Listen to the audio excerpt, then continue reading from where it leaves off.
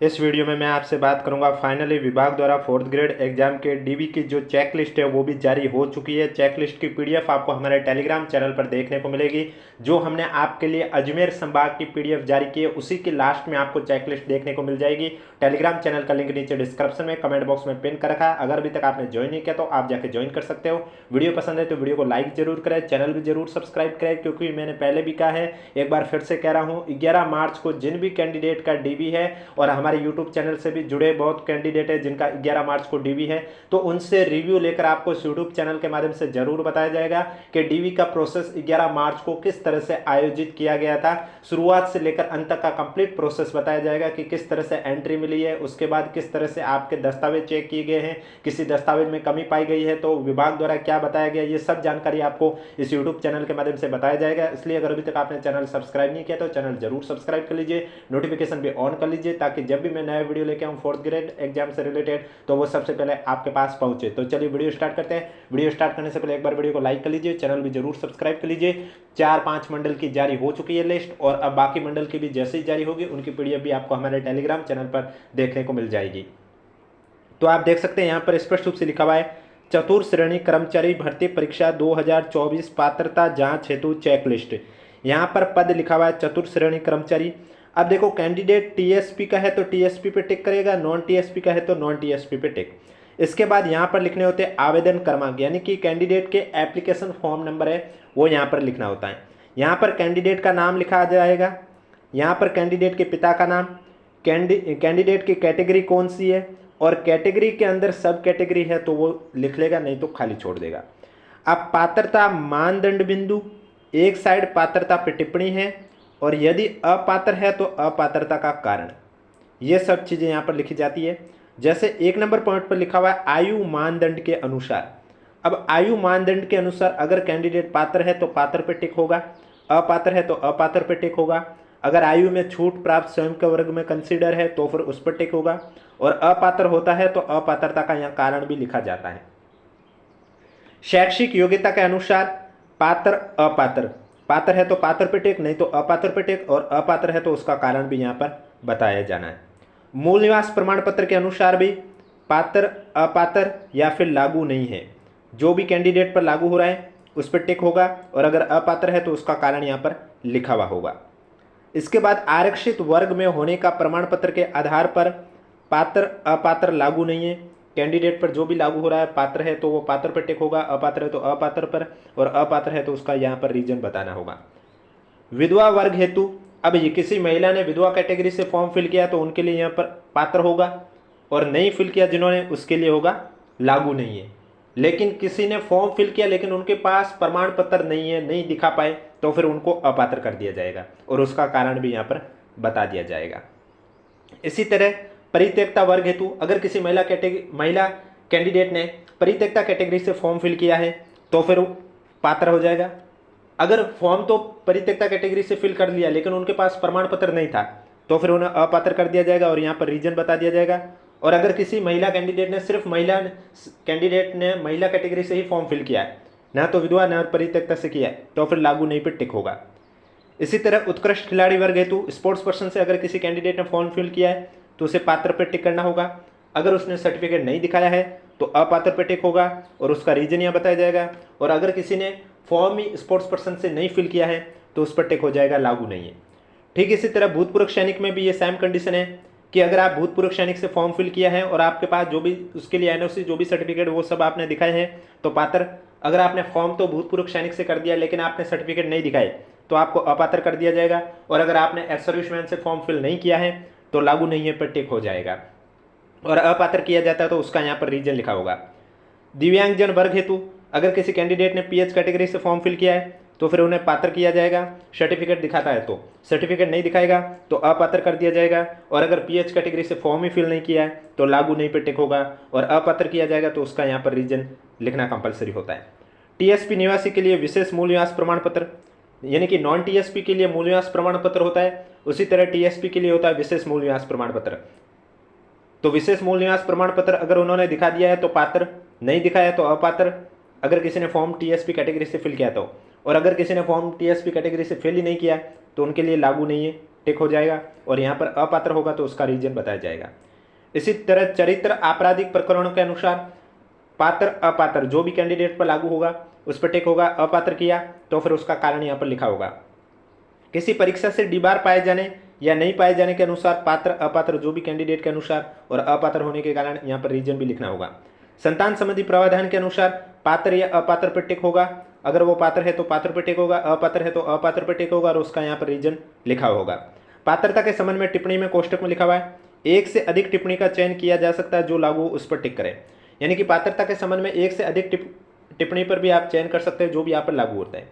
केवल अनारक्षित पदों के लिए पात्र, अनारक्षित आरक्षित दोनों पदों हेतु पात्र, केवल आरक्षित पदों हेतु पात्र, यानी कि आप किस कैटेगरी के लिए पात्र हैं उस पर टिक करना है। एक से अधिक टिप्पणी का भी यहाँ पर चयन किया जा सकता है।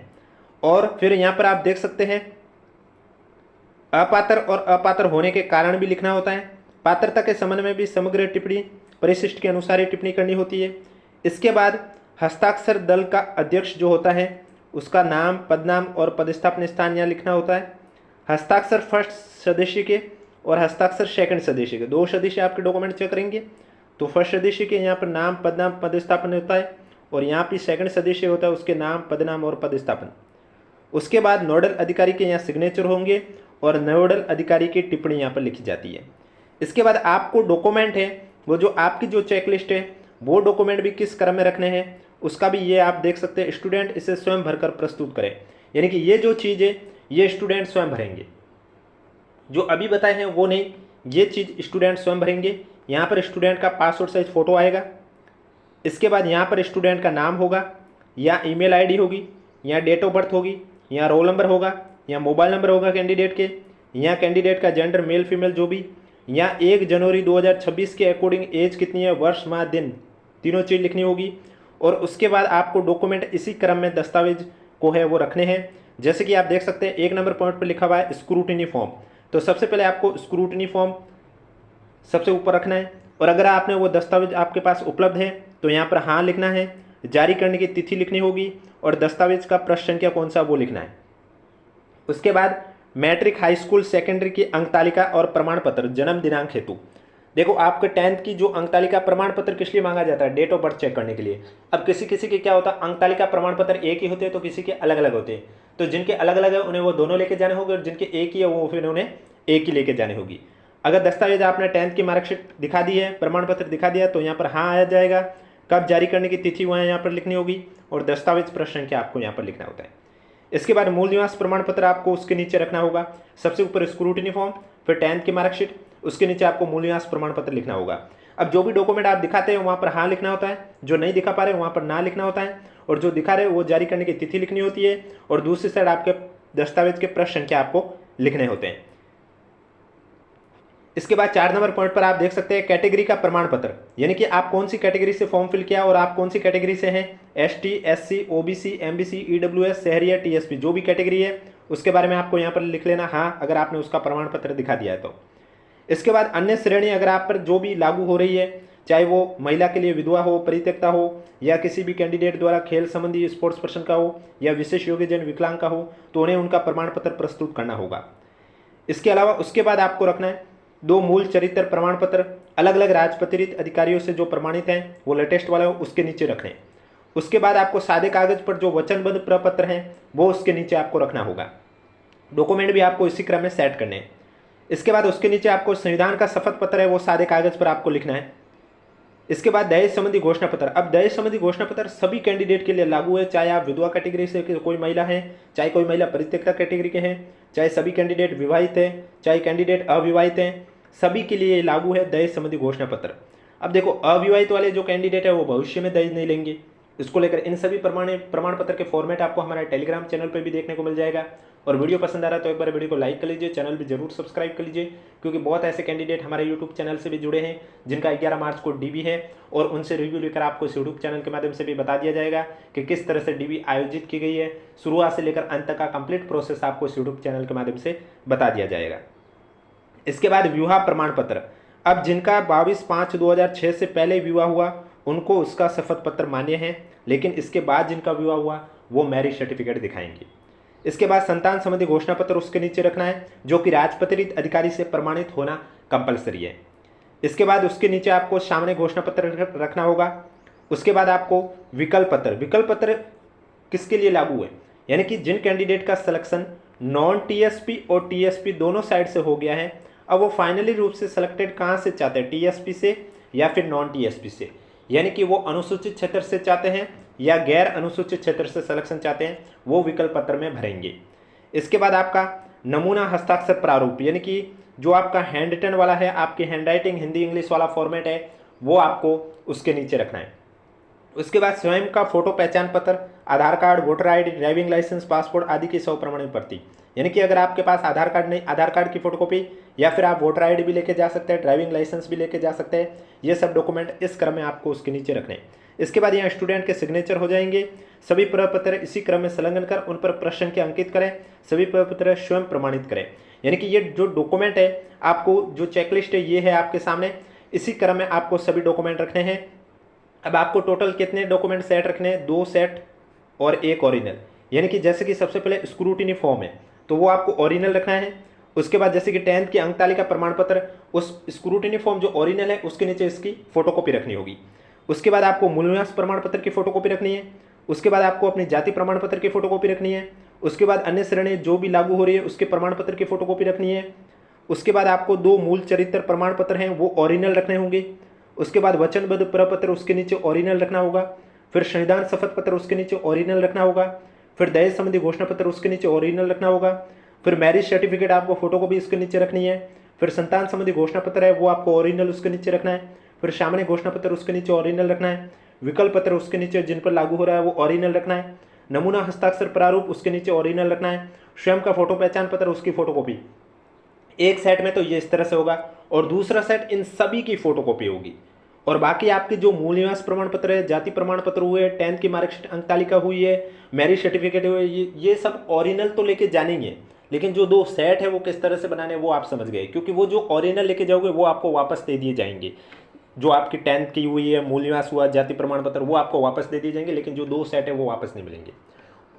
तो इस तरह से आपको अपने डॉक्यूमेंट के क्रम है वो सेट इस क्रम में आपको तैयार रखने हैं। अब कोई भी डाउट है तो नीचे कमेंट बॉक्स पूछिए। ये पीडीएफ आपको हमारे टेलीग्राम चैनल पे भी देखने को मिल जाएगी, जिसका लिंक नीचे डिस्क्रिप्शन में भी दे रखा है। और इसके अलावा कोई भी डाउट है आप पूछ सकते हैं। और जिन भी कैंडिडेट की, देखो डीवी डेट अजमेर मंडल की संभाग की जारी हो चुकी है, बीकानेर संभाग की जारी हो चुकी है और धीरे धीरे सभी मंडल की भी जारी हो जाएगी। इसके बाद आपको पता चल जाएगा आपका डीवी कौन सी डेट पर है, कौन से स्थान पर है। अगर उस डेट पर आप अपना डीवी नहीं करवा पाते हैं, किसी भी कारणवश कोई एग्जाम आ जाता है, कोई भी कारण हो सकता है, तो आपको घबराने की कोई आवश्यकता नहीं है, क्योंकि आपको मालूम है पहला चरण है, पहले चरण में भी 8 चरण है डीवी के, जो कि 11 मार्च से लेकर 20 अप्रैल तक आयोजित किया जा रहा है। 20 जो लास्ट चरण है वो 16 है, 15 से लेकर 20 अप्रैल तक होगा। 15 से 20 अप्रैल तक वो आवश्यकता के अनुसार, यानी कि पीछे कितने कैंडिडेट बचे, अगर वो 15 को ही कंप्लीट हो जाते हैं, 16 को ही कंप्लीट हो जाते हैं, तो उसके बाद जो कैंडिडेट एब्सेंट रहे हैं, जो लास्ट डे होगा 8वें चरण का, उसके बाद 4 दिन के उपरांत कभी भी बुलाया जा सकता है। और उसमें भी अगर आप एब्सेंट रहोगे तो फिर दूसरा अवसर भी दिया जाएगा। उसमें भी आपका जो पहला बार बुलाएंगे, पहली बार एब्सेंट कैंडिडेट को बुलाएंगे, उसके 4 दिन उपरांत कभी भी बुलाया जा सकता है। उसके बाद भी अगर आप नहीं जाते तो फिर आपकी ही गलती है, आपकी पात्रता पर अगर विचार नहीं किया जाएगा और उसकी समस्त जिम्मेदारी आपके स्वयं की होगी। डॉक्यूमेंट में अगर डाउट लगे आप लेके जाइए, 2-3 ज़्यादा ही लेके चले जाइए, कोई दिक्कत नहीं है। अगर किसी डॉक्यूमेंट में आपको ऐसा लग रहा है नहीं लेके जाना चाहिए, लेके जाना चाहिए, उस कंडीशन पर आप लेके जाइए। और जिन पर आपका एफिडेविट लागू हो रहा है वो एफिडेविट भी आपको लेके जाना होगा, यानी कि जाति प्रमाण पत्र अगर आपका नया बना है, एप्लीकेशन फॉर्म की लास्ट डेट के बाद का बना हुआ, तो आप उसके साथ एफिडेविट लेके जाइए। या फिर आप ओबीसी नॉन क्रीमिलेयर या एमबीसी नॉन क्रीमिलेयर से हो या फिर ईडब्ल्यूएस कैटेगरी से हो और आपका जाति प्रमाण पत्र एप्लीकेशन फॉर्म की लास्ट डेट से तो पहले का बना हुआ लेकिन 1 साल से ज़्यादा पुराना है, तो फिर आपको एफिडेविट की ज़रूरत होगी। वो भी मैक्सिमम 3 साल तक वैलिड है। अगर उससे भी 10 साल पहले का बना हुआ, 8 साल पहले का बना हुआ, तो वो तो लेके जाना ही होगा, और नया भी बनाना होगा वो भी लेके जाना होगा। या फिर आपकी कोई मार्कशीट में नाम में स्पेलिंग में कोई मिस्टेक है, स्पेस है, त्रुटि है, तो भी आपको एफिडेविट लेके जाना होगा। जहाँ एफिडेविट की ज़रूरत है वहाँ आपको एफिडेविट भी लेके जाना होगा। इसके अलावा कोई डाउट है तो नीचे कमेंट बॉक्स पूछिए। बाकी 11 मार्च को एक बार कैंडिडेट का डीवी हो जाए तो आपको हम बता देंगे कि विभाग द्वारा किस तरह से डीवी आयोजित की गई है, शुरुआत से लेकर एंड तक का कंप्लीट प्रोसेस हम आपको इस यूट्यूब चैनल के माध्यम से बता देंगे कि किस तरह से आपके डीबी आयोजित हो रहे हैं, किस तरह से आपकी एंट्री हो रही है, किस तरह से जांच की जा रही है, अंदर आपकी टीमें किस तरह से दस्तावेज चेक करते हैं, उसके बाद अगर आपके दस्तावेज में कोई मिस्टेक होती है तो फिर वो क्या क्या उनके द्वारा क्या कहा जाता है, ये सब जानकारी आपको इस यूट्यूब चैनल पर मिलती रहेगी। इसलिए चैनल सब्सक्राइब करें, नोटिफिकेशन भी ऑन रखें ताकि जब भी नया वीडियो आए सबसे पहले आपके पास पहुंचे। और सभी संभाग की जैसे जैसे लिस्ट आ रही है उनकी पीडीएफ भी आपको हमारे टेलीग्राम चैनल पर देखने को मिलेगी, जिसका लिंक नीचे डिस्क्रिप्शन में भी है और कमेंट बॉक्स में भी पिन कर रखी है।